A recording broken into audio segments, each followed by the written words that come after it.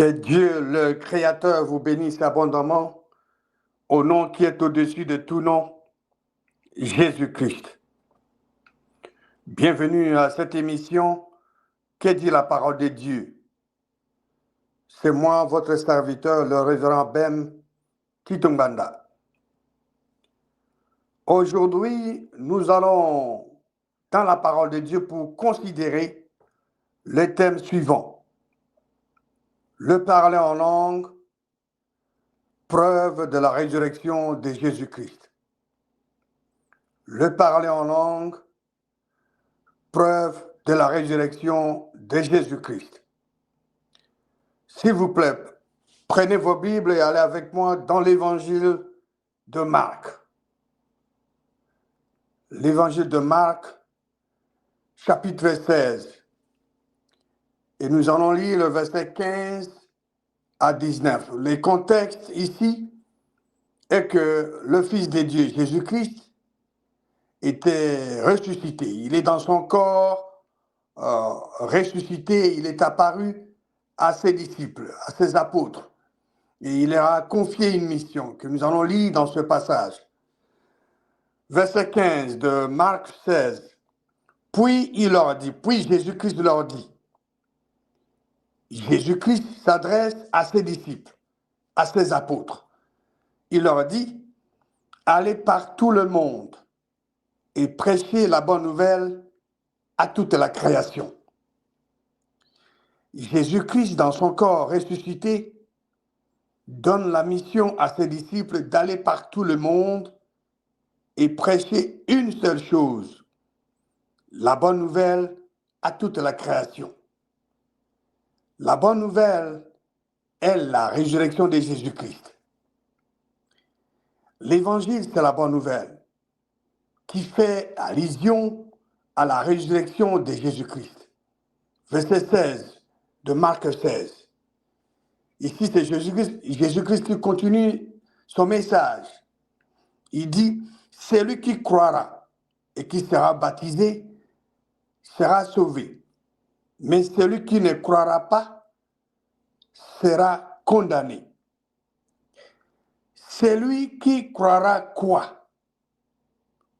La réponse se trouve dans ce verset. Celui qui croira que Dieu a ressuscité Jésus-Christ entre les morts, c'est la bonne nouvelle, n'est-ce pas? Il a chargé ses disciples d'aller par tout le monde et prêcher la bonne nouvelle à toute la création. Et la bonne nouvelle est que Dieu, le Créateur, a ressuscité Jésus-Christ entre les morts. Celui qui croira que Dieu a ressuscité Jésus-Christ entre les morts sera sauvé. Mais celui qui ne croira pas que Dieu a ressuscité Jésus-Christ d'entre les morts sera condamné. Vous n'avez pas besoin d'un dictionnaire pour comprendre ce que Dieu nous communique dans sa parole ici, à travers son Fils Jésus-Christ dans son corps ressuscité, en donnant, en confiant une mission à ses disciples. Lisons maintenant le verset 17. Jésus-Christ dit ce qui suit. Voici les miracles qui accompagneront ceux qui auront cru. En mon nom, ils chasseront le démon. Ils parleront de nouvelles langues. Les miracles accompagnent ceux qui croient. Ceux qui croient quoi? Ceux qui croient que Dieu, le Créateur, a ressuscité Jésus-Christ d'entre les morts. Ceux qui croient que Dieu a ressuscité Christ d'entre les morts. Voici les miracles qui accompagneront ceux qui auront cru que Dieu a ressuscité Jésus-Christ d'entre les morts. Et il va énumérer ce miracle. À mon nom, ils chasseront le démon. Ils parleront de nouvelles langues. Parler de nouvelles langues n'était pas disponible au moment où Jésus-Christ parlait. Les apôtres avaient fait des miracles, ils avaient guéri les gens. Jésus-Christ a ressuscité les morts, Lazare, bien sûr. Mais le parler en langue, parler de nouvelles langues, était un miracle qui n'était pas disponible à ce moment-là. Ces miracles ne pouvaient être disponibles qu'après la résurrection, l'ascension, et que Dieu puisse faire asseoir Jésus-Christ à sa droite pour que ce miracle puisse être disponible au jour de la Pentecôte. N'est-ce pas merveilleux? Verset 18. Et que nous continuons à examiner le miracle qui accompagneront ceux qui auront cru que Dieu a ressuscité Jésus-Christ entre les morts. Verset 18. Ils saisiront des serpents. Ici, je veux bien préciser ici, ils saisiront des serpents par hasard. Ce n'est pas que vous voyez un serpent venimeux qui vient, et puis bon, vous dites que non, bon, je suis un fils de Dieu, j'ai la puissance de Dieu, je vais saisir le serpent, vous voulez le saisir par votre main. Bon, ce qui va arriver, hein. Le serpent va te mordre. Donc, il ne faut pas tenter Dieu. C'est ça la parole de Dieu. Nous ne devons pas tenter Dieu. Verset 18. Il a dit que, Jésus-Christ a dit, ils saisiront des serpents, s'ils boivent quelques breuvages mortels, ils ne leur feront point de mal. Vous voyez ici, quelques breuvages mortels, on met ça dans votre boisson, dans votre verre, sans que vous les sachiez. Et si vous êtes en communion avec Dieu, bon, Dieu peut le faire pour vous. Ils imposeront le main aux malades et les malades seront guéris. Ce n'est pas qu'on vous met, par exemple, quelque chose de mauvais dans le verre, vous voyez, et vous dites vous-même, ok, moi je suis fils de Dieu, je veux boire ça ne fera rien. Non, ça c'est tenter Dieu. Pourquoi Dieu vous a permis de voir ça? C'est pour que vous puissiez éviter. N'est-ce pas? Verset 19.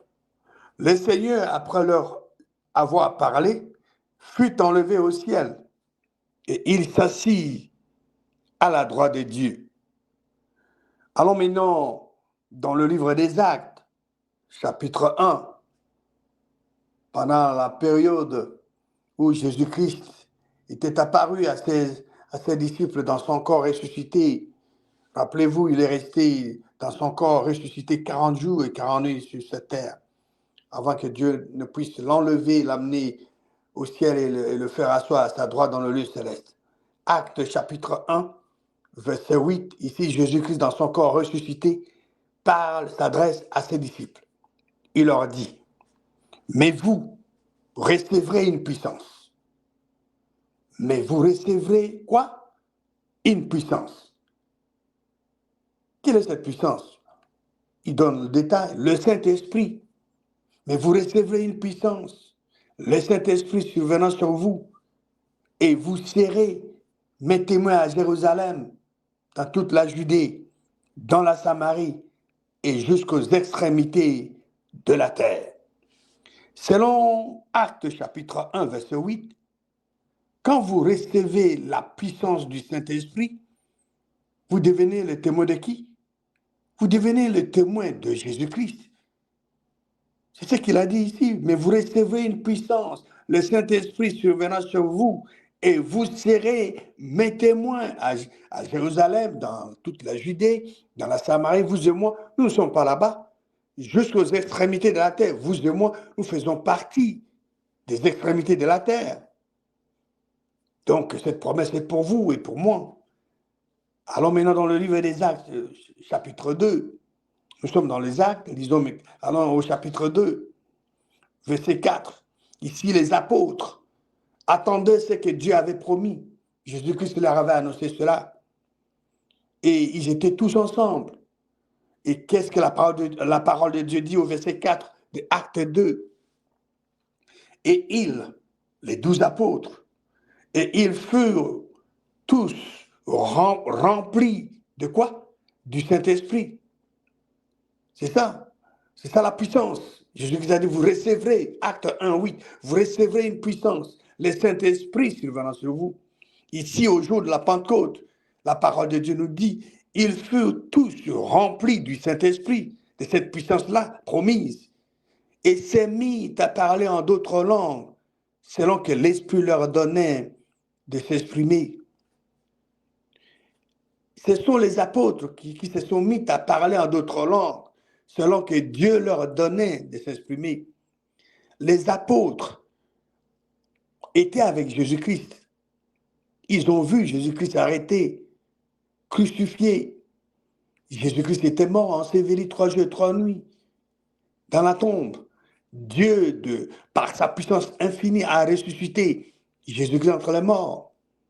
Il leur a parlé dans son corps ressuscité que celui qui croira ou celui qui croit que Dieu l'a ressuscité des morts, cette personne-là va opérer l'une des manifestations qui n'était pas disponible pendant que lui parlait avant son ascension, de nouvelles langues. Ici, les jours de la Pentecôte, eux, ils croyaient à la résurrection de Jésus-Christ. Ils avaient reçu la promesse qu'ils devaient attendre cette puissance venir. Et ils ont reçu les jours de la Pentecôte. Et qu'est-ce que la parole de Dieu dit? La première chose, la première manifestation opérée. Il y a 9 manifestations du Saint-Esprit. Quand quelqu'un reçoit les dons du Saint-Esprit, il est capable, il a la capacité d'opérer 9 manifestations du Saint-Esprit.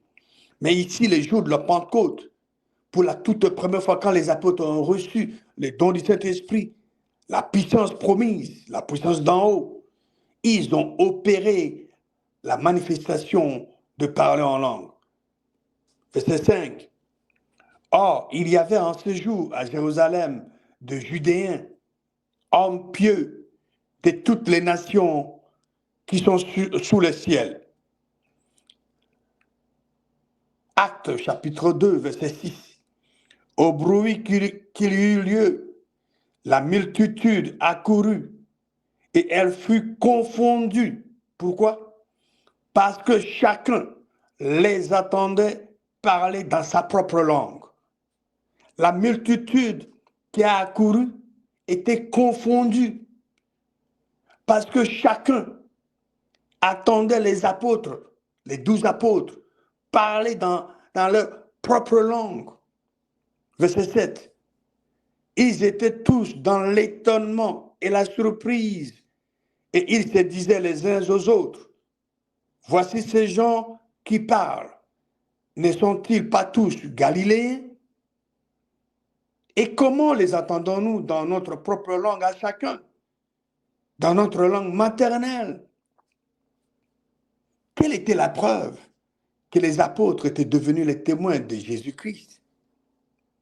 Écoutez les langues que les apôtres ont parlé. Quand ils ont parlé en langue, c'est à partir du verset 9 à 11 des Actes, chapitre 2, verset 9. Partès, Médès, Élamites, ceux qui habitent la Mésopotamie, la Judée, la Cappadoce, les Ponts, l'Asie, la Phrygie, la Pamphylie, l'Égypte, les territoires de la Libye voisine de Cyrène, et ceux qui sont venus de Rome, Judéens et prosélytes. Verset 11.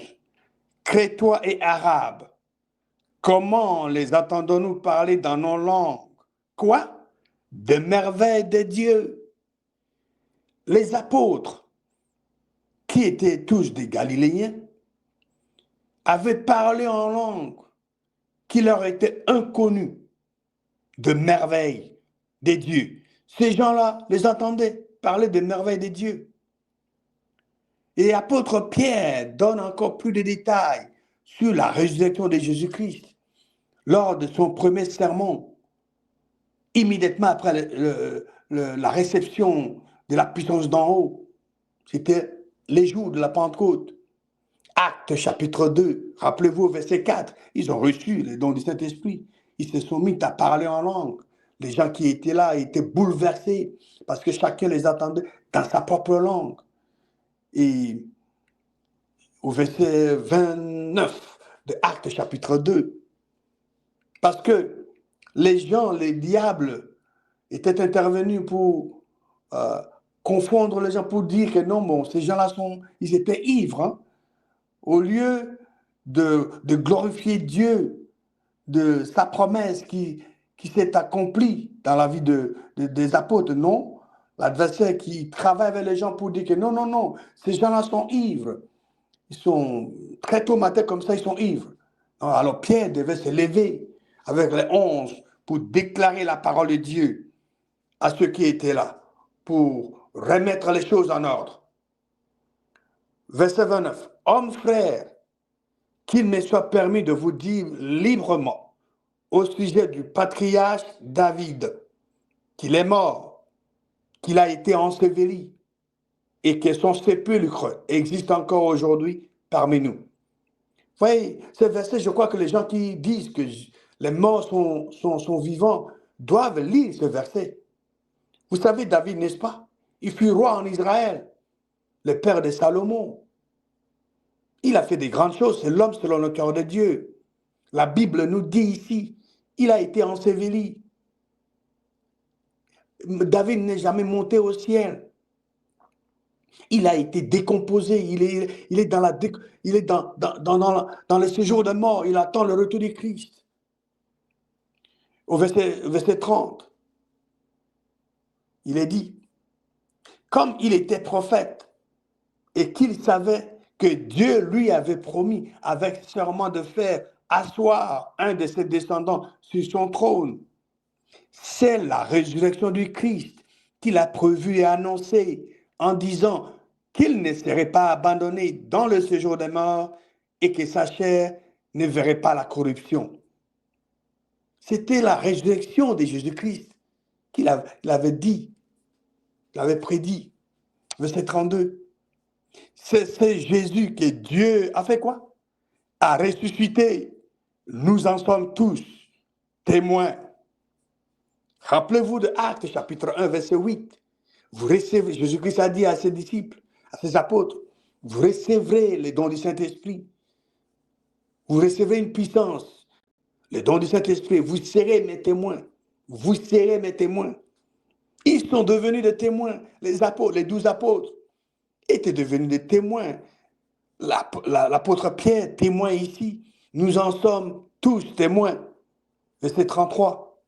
Élevé par la droite de Dieu, il a reçu du Père le Saint-Esprit qui avait été promis et il a répandu comme vous le voyez et l'entendez. Ça ne pouvait pas se faire quand Jésus-Christ était sur cette terre. Ce verset 33 vraiment est clair. C'est ça. C'est à ça que Pierre, apôtre Pierre, se réfère au verset 33 de Acte 2. Vous nous avez vu parler dans vos propres langues maternelles, à vous, de langues que nous ne connaissons pas. Vous nous avez entendu parler dans vos propres langues maternelles à vous, de langues que nous ne connaissons pas, de nouvelles langues que Pierre et les apôtres ne connaissaient pas. C'était la preuve. C'est que vous nous avez vu faire. Ce que vous avez entendu de nous, c'est la preuve que Dieu, le Créateur, a ressuscité Jésus-Christ des morts. Ce n'était pas la parole des connaissances. Rappelez-vous, une personne qui reçoit les dons du Saint-Esprit est capable d'opérer 9 manifestations du Saint-Esprit. Il peut parler en langue, il peut interpréter de langue, prophétiser, prophétie, c'est l'une des manifestations. Il peut recevoir la parole de connaissance, parole de sagesse, discernement des esprits, croyance, miracle et don de guérison. Donc, je disais tout à l'heure que ce n'était pas la parole des connaissances qui était la preuve que Dieu a ressuscité Jésus entre les morts, ni la parole de sagesse, ni le discernement des esprits, ni la croyance comme manifestation, ni l'opération de miracle, ni don de guérison. Non. Non. Vous pouvez faire ressusciter les gens. Vous pouvez faire marcher les gens. Oui? Vous pouvez faire marcher les gens qui sont là, qui ne marchent pas. Vous pouvez faire de miracles. Vous pouvez faire voir même les aveugles. Ça ne prouve pas que Dieu a ressuscité Jésus-Christ d'entre les morts. Non. Ce n'est pas le fait de guérir les gens qui fait que vous êtes témoin de la résurrection de Jésus-Christ. Vous pouvez guérir les gens. Parce que c'est parmi les choses que vous pouvez faire. Mais cela ne témoigne pas de la résurrection de Jésus-Christ. Mais l'unique preuve incontestable, irréfutable, qui témoigne que Dieu a ressuscité Jésus-Christ des morts, est ce que vous avez vu et entendu. Vous nous avez entendu parler dans vos propres langues, à vous, des merveilles de Dieu. Vous étiez émerveillés, n'est-ce pas? Car vous nous avez entendus dans vos langues à vous. C'est la preuve que Dieu a ressuscité Jésus-Christ des morts. Ça, c'est l'exactitude de la parole de Dieu. Ça, c'est la parole de Dieu droitement divisée, n'est-ce pas? Donc, nous voyons clairement ici que Pierre a prêché la bonne nouvelle de la résurrection de Jésus-Christ. Dire aux gens que Dieu a ressuscité Jésus-Christ entre les morts. Et il a donné la preuve, l'unique preuve irréfutable, incontestable.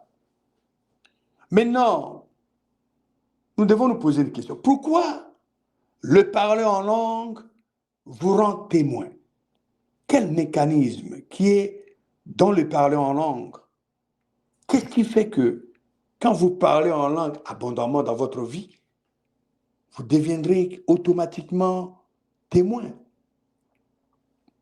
Vous savez, avant sa mort, et pendant son ministère, et surtout quelques temps avant sa mort, les 2 derniers jours avant sa mort, Jésus-Christ a suffisamment expliqué aux apôtres ce que le parler en langue allait faire comme œuvre en eux pour le rendre capable d'être témoin. Il a expliqué tout avant qu'il ne soit arrêté. Allons en Jean chapitre 14. Jean 14. Ici, nous sommes à 2 jours avant qu'il ne soit arrêté. Et il a passé du temps avec les apôtres, avec ses disciples, leur expliquant l'œuvre que va accomplir la nouvelle naissance, la nouvelle manifestation qui n'ont pas encore opéré. Il leur promet que Dieu, le Créateur, va envoyer les consolateurs, le Saint-Esprit, en son nom. Il explique clairement ce que le consolateur ferait à l'intérieur d'eux pour qu'ils puissent rendre témoignage, qu'ils soient capables de faire connaître la résurrection du Seigneur Jésus-Christ.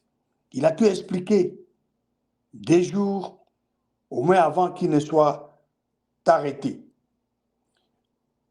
En Jean 14, verset 26, Jésus-Christ explique, dit, mais les consolateurs, l'Esprit Saint, que le Père enverra en mon nom, vous enseignera toutes choses et vous rappellera tout ce que je vous ai dit. Mais les consolateurs, l'Esprit Saint, que le Père enverra en mon nom. C'est merveilleux, n'est-ce pas? L'Esprit Saint qui est arrivé à la Pentecôte. Nous venions de lire dans Actes 2, 4. Les apôtres ont reçu les dons du Saint-Esprit et se sont mis à parler en d'autres langues.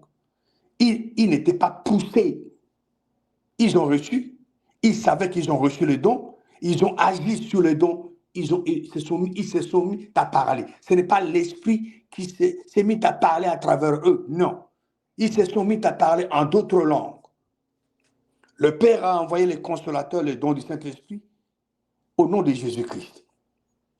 L'Esprit Saint que Jésus-Christ a reçu lorsqu'il est arrivé à la droite du Père et qu'il a répondu. Donc, ces dons du Saint-Esprit n'étaient pas disponibles quand Jésus-Christ était ressuscité. Non. Jésus-Christ devait être enlevé, être assis à la droite de Dieu, le recevoir, ces dons du Père et le répandre. Et c'est ça la parole de Dieu. Il en a parlé 2 jours avant sa mort et il a expliqué ce que cet esprit allait faire en eux lorsqu'il parlent en langue beaucoup dans leur vie. C'est que Jésus-Christ a expliqué,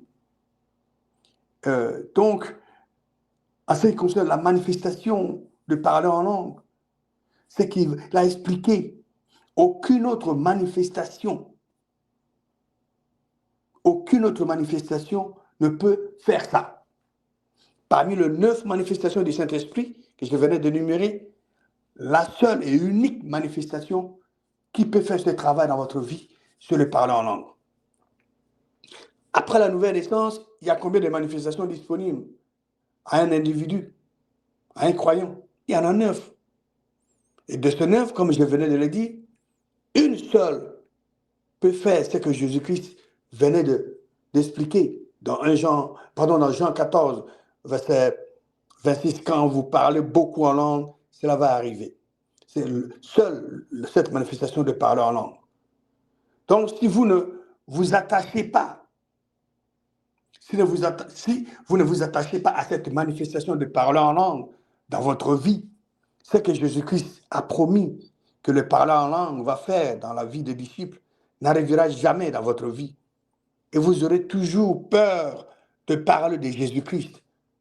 Vous aurez toujours peur. La peur ne vous quittera pas. Vous pouvez recevoir des révélations plus que Jésus-Christ. Vous pouvez faire des miracles plus que Jésus-Christ. Mais tant que vous n'allez pas mettre au centre de votre vie privée, votre vie personnelle, de parler en langue, dans votre vie privée, le parler en langue, la peur sera dans votre cœur.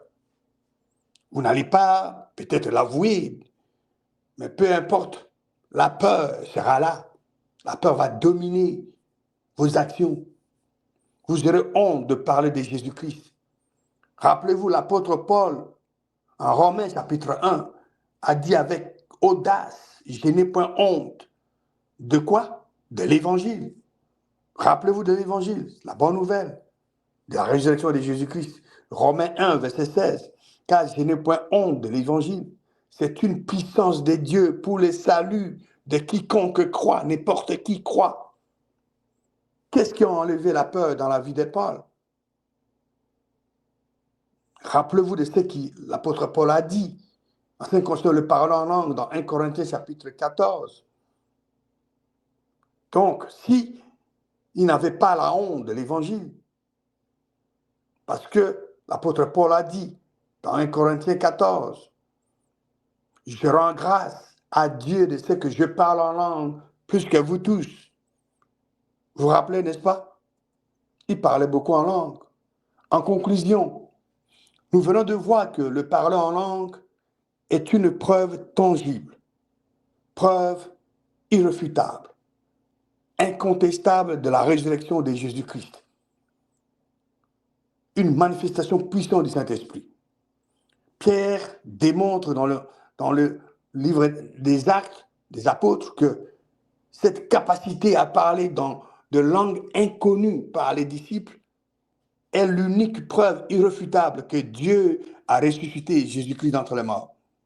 Ces miracles dont Jésus-Christ avait fait allusion dans l'évangile de Marc, chapitre 16, dépassent d'autres manifestations, comme la guérison, ou le miracle, parole de sagesse, parole de connaissance, discernement des esprits. Ça dépasse tous. Seul le parler en langue peut jouer ce rôle, peut vous aider à accomplir la promesse faite par Jésus quand il a expliqué Jean 14, 26. Et Jésus-Christ a promis le rôle du consolateur. Les consolateurs sont les dons du Saint-Esprit, expliquant que ces derniers rendraient les disciples capables d'être des témoins sans peur, en leur enseignant toutes choses et en les fortifiant spirituellement. Le parler en langue est central pour surmonter la peur, de témoigner de la bonne nouvelle de la résurrection de Jésus-Christ et reconnaître la puissance divine dans la vie du croyant. Que Dieu, le Créateur, vous bénisse abondamment au nom victorieux de Jésus-Christ.